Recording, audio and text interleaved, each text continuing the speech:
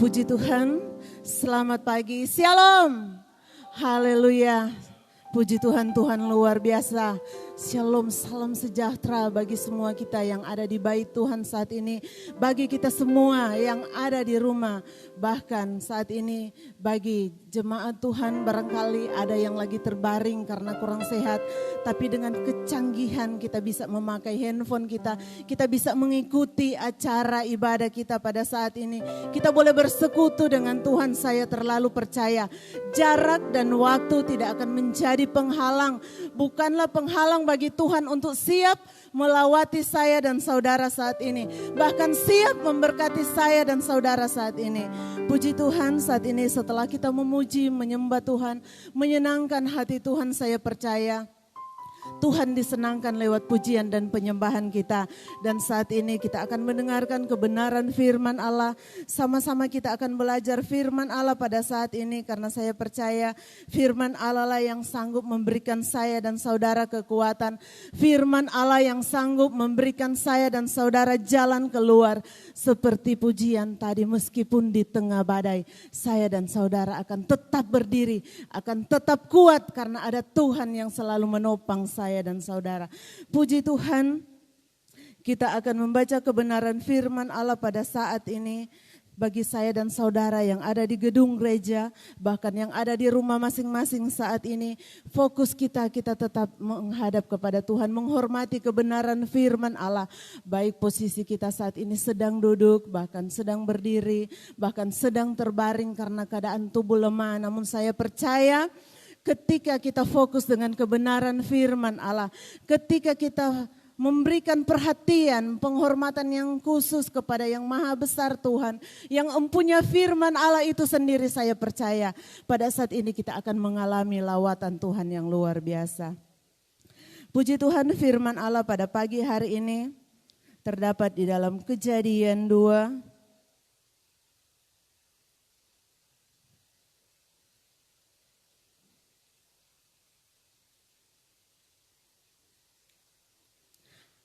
Kejadian 2 ayatnya yang 18.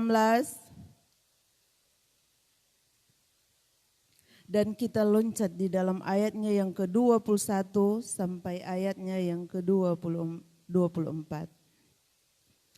Kejadian 2 ayat 18 dan kita loncat di ayat 21 sampai ayatnya yang ke-24. Jemaat Tuhan yang ada di gedung gereja, bahkan yang ada di rumah masing-masing, mari kita menghormati kebenaran firman Allah. Saya jemput kita semua bangkit berdiri. Kita akan baca kebenaran firman Allah bersama-sama. Baik yang ada di rumah saat ini, mari ikuti kebenaran firman Allah. Agar supaya tidak ada perbedaan ketika kita beribadah di gedung gereja, bahkan di rumah kita masing-masing, kita tetap bersekutu dengan Tuhan. Dan kita bisa merasakan bahwa Allah sanggup melawati saya dan saudara di mana saja kita berada. Kita akan baca bersama-sama perlahan-lahan dengan suara yang keras. Nyanda ada yang baku-baku dusu artinya. Puji Tuhan. Kejadian 2 ayatnya yang ke-18 kita mulai dalam hitungan yang ketiga. 1, 2, 3. Tuhan Allah berfirman, tidak baik kalau manusia itu seorang diri saja.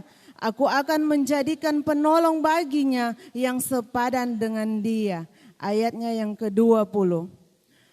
Manusia itu memberi nama kepada segala binatang dan ternak, kepada burung-burung di udara dan kepada segala binatang hutan. Tetapi baginya sendiri ia tidak menjumpai penolong yang sepadan. Lalu Tuhan Allah membuat manusia itu tidur nyenyak. Ketika ia tidur, Tuhan Allah mengambil salah satu rusuk daripadanya, lalu menutup tempat itu dengan daging.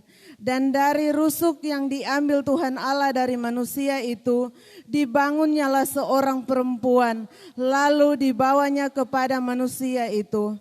Lalu berkatalah manusia itu, inilah dia, tulang dari tulangku dan daging dari dagingku.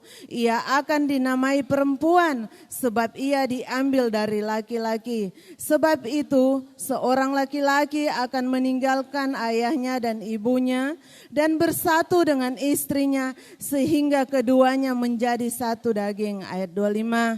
Mereka keduanya telanjang, manusia dan istrinya itu, tetapi mereka tidak merasa malu. Puji Tuhan, amin. Firman Allah dipersilakan duduk kembali.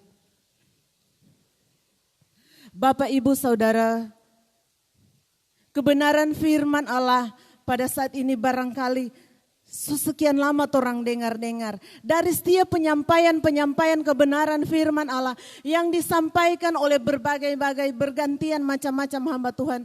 DP penjelasan berbeda-beda. Dia pengertian berbeda-beda, tetapi mempunyai satu maksud, yaitu maksud Tuhan yang luar biasa. Mempunyai satu rencana Tuhan yang luar biasa. Kalau Tuhan masih beri waktu bagi saya dan saudara, terlalu luar biasa di tengah-tengah tekanan hidup. Di tengah-tengah pergumulan hidup, di tengah-tengah tekanan hidup. Kalau Tuhan masih boleh kasih waktu, orang masih boleh bersekutu dengan Tuhan. Terlalu luar biasa penyertaan, perlindungan, pertolongan Tuhan di dalam kehidupan saya dan saudara. Bukti nyata pada saat ini kembali firman Allah datang di dalam kehidupan saya dan saudara. Mengingatkan siapakah saya dan saudara di hadapan Tuhan. Sebagai ciptaan Tuhan yang paling sempurna, Tuhan menciptakan saya dan saudara. Tetapi di dalam penciptaan Tuhan pada pembacaan kita pada pagi hari ini, Tuhan Allah berfirman, tidak baik kalau manusia itu seorang diri saja. Aku akan menjadikan penolong baginya yang sepadan dengan dia. Saya dan saudara tahu, bahkan anak-anak sekolah minggu pun sudah tahu siapa yang Tuhan ciptakan manusia yang pertama. Dia adalah seorang pria, seorang laki-laki yang sudah Tuhan ciptakan. Dia adalah manusia yang pertama yang diciptakan Tuhan. Di tengah-tengah ciptaan Tuhan yang paling sempurna, Tuhan berfirman, tidak baik kalau manusia itu seorang diri saja.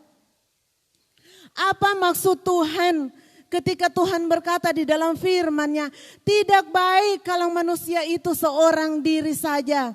Tentunya ada rencana Tuhan di balik firman Tuhan itu. Dan selanjutnya firman Tuhan berkata, aku akan menjadikan atau aku akan memberikan seorang penolong baginya. Yang sepadan dengan dia, yang setara dengan dia. Siapakah itu Bapak Ibu Saudara sekalian? Kalau kita yang hadir di sini, kalau kita yang ada di rumah, barangkali saya dan saudara sudah kenal. Kalau ada seorang pria, Tuhan akan memberikan seorang penolong, yaitu seorang wanita, seorang perempuan yang akan menjadi penolong. Menjadi penolong bagi seorang suami, menjadi seorang penolong bagi seorang laki-laki. Tentunya kalau firman Tuhan berkata seorang penolong, tentunya saya dan saudara, kalau kita seorang wanita tentunya kita kuat. Kita mampu untuk menolong siapa yang ada di sisi saya dan saudara. Kita mampu menolong suami kita pada pagi hari ini.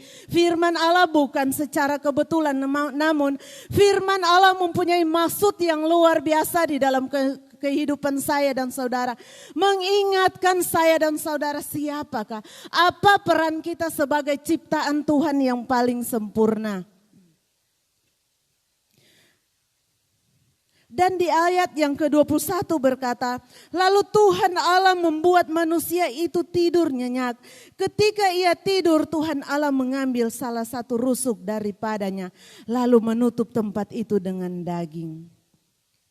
Satu tulang rusuk mampu membuat seorang manusia, seorang wanita, seorang perempuan, kalau dia ada saat ini, dia adalah seorang istri. Seorang istri yang mempunyai suatu peran yang luar biasa di dalam kehidupan berumah tangga, berkeluarga, bermasyarakat sekalipun. Jadi tidak mudah kalau sekarang ada seorang perempuan yang bisa menjadi pemimpin negara bahkan sekalipun. Jadi ciptaan Tuhan yang sempurna bukan berpihak kepada seorang ciptaan Tuhan yang pertama, seorang laki-laki. Tetapi perempuan mempunyai peran penting sebagai seorang penolong. Dan dari tulang yang diambil Tuhan Allah dari manusia itu, dibangunnyalah seorang perempuan. Lalu dibawanya kepada manusia itu, lalu berkatalah manusia itu, inilah dia tulang dari tulangku dan daging dari dagingku. Ternyata sebagai seorang wanita bukan siapa-siapa ketika dibandingkan dengan seorang pria. Tetapi Tuhan tidak membuat suatu perbandingan. Tetapi Tuhan membuat sesuatu yang luar biasa ketika Tuhan menciptakan saya dan saudara kalau kita seorang wanita. Tetapi Tuhan mempunyai maksud ketika saya dan saudara sebagai seorang wanita diciptakan dari sebuah tulang rusuk seorang pria. Artinya untuk menjadi penolong saya dan saudara bukan juga siapa-siapa. Tetapi saya dan saudara sebagai seorang wanita, kita dari tulang rusuk seorang pria. Kita dibentuk begitu sempurna untuk menjadikan kita penolong. Tetapi seringkali di tengah-tengah kehidupan saya dan saudara sebagai anak-anak Tuhan orang Kristen, bukan sedikit hal yang diperhadapkan. Bukan sedikit hal yang diperhadapkan bagi saya dan saudara sebagai seorang wanita. Sebagai seorang ibu, sebagai seorang istri. Di mana sebagai seorang penolong kita menemukan sekali-kali ada jalan-jalan yang tidak kita mampu lalui. Ada cara-cara Tuhan yang tidak mampu kita selami dengan pikiran saya dan saudara. Sepertinya ketika kita menolong, seperti kita membantu, tetapi kita tidak dihargai. Atau seringkali kita diremehkan. Tetapi kalau ketika Tuhan izinkan itu terjadi di dalam kehidupan saya dan saudara pagi hari ini, Tuhan mempunyai maksud yang luar biasa. Karena apa? Sebagai seorang penolong tentunya kita menolong. Kalau kita menolong dengan segenap hati kita menolong dengan segenap hati yang tulus, dengan segenap pemikiran kita hanya tertuju kepada Tuhan, maka dibalik barangkali ketika kita diremehkan atau ketika kita tidak dianggap, kita tetap ada sukacita, kita tetap diberikan Tuhan kekuatan bahkan penghiburan yang baru, karena hanya Tuhan yang menjadi penopang saya dan saudara.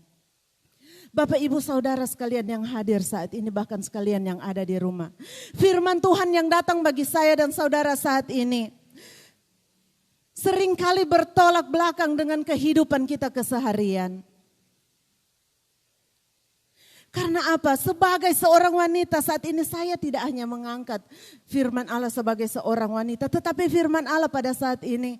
Karena di dalam ayatnya yang ke-23 berkata, lalu berkatalah manusia itu, inilah dia tulang dari tulangku dan daging dari dagingku. Ia akan dinamai perempuan sebab ia diambil dari laki-laki.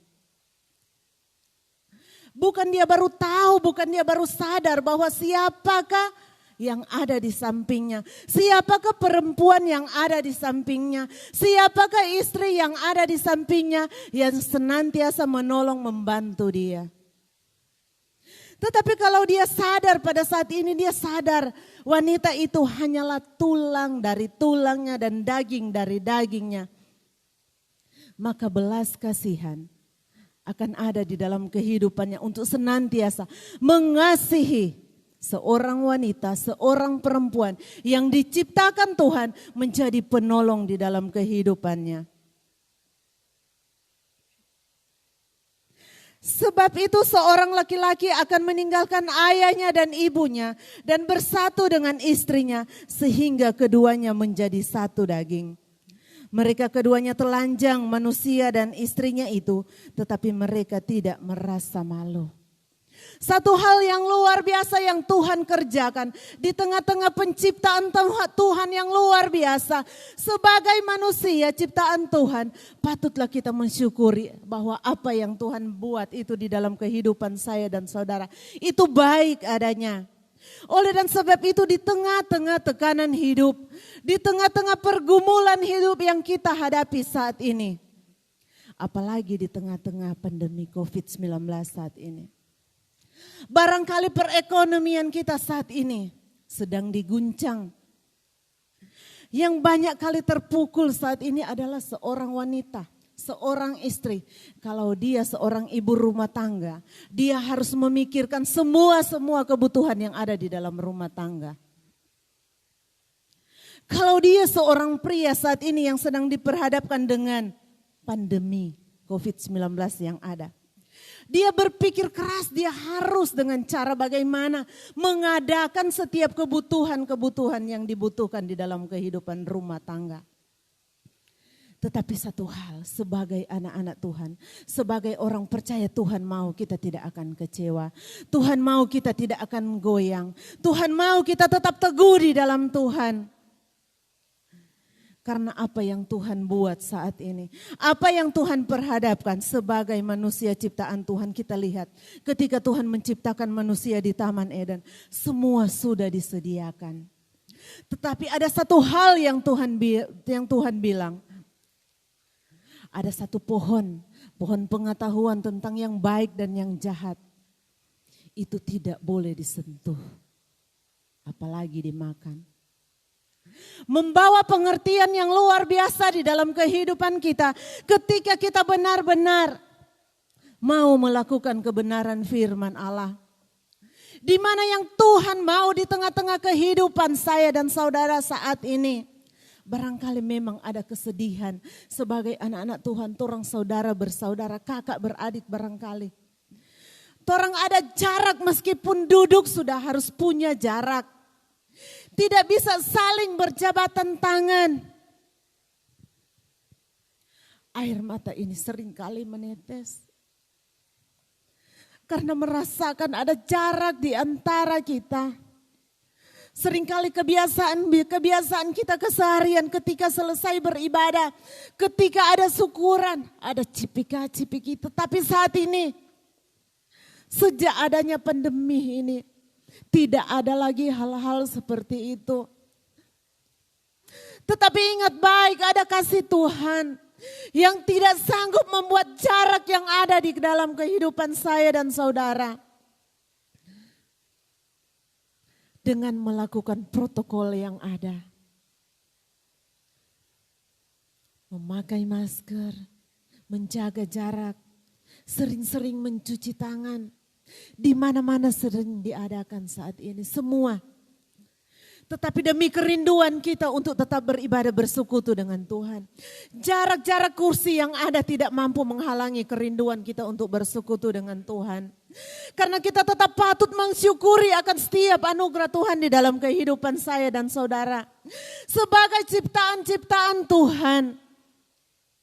Tidak hanya dituntut sebagai seorang pria, sebagai seorang suami atau sebagai seorang laki-laki, sebagai seorang perempuan atau sebagai seorang wanita, sebagai seorang istri. Tetapi saat ini sebagai ciptaan Tuhan, Tuhan mau kita memberikan yang terbaik di tengah-tengah situasi yang ada. Tidak membatasi kita hanya berapa orang yang beribadah karena jarak yang harus dibuat. Tetapi kalau kita mau bersatu hati, saat ini mari kita bangun. Meskipun yang ada di rumah, ada ibadah-ibadah keluarga. Kalaupun zaman dahulu ini terjadi, kalau Tuhan hanya menciptakan seorang pria dan seorang wanita, tentunya seorang pria dan seorang wanita ini mampu membangun mezbah Tuhan di tengah-tengah keluarga demi keluarga yang ada.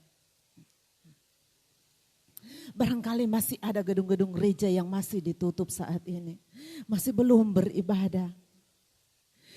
Tetapi pandemi yang ada tidak sanggup menutupi rumah-rumah kita. Kamar-kamar kita untuk kita beribadah dengan Tuhan. Untuk tetap kita membangun mezbah di hadapan Tuhan. Firman Allah ini mengatakan kalau dahulu hanya diciptakan seorang laki-laki dan seorang perempuan. Kalau pandemi ini terjadi saat dulu, apakah mana ada kemungkinan hanya 2 orang bisa beribadah? Itu mungkin saudaraku, itu pasti. Itu ya dan amin. Seperti saat ini kalau di rumah Bapak Ibu Saudara sekalian hanya ada seorang laki-laki atau seorang perempuan.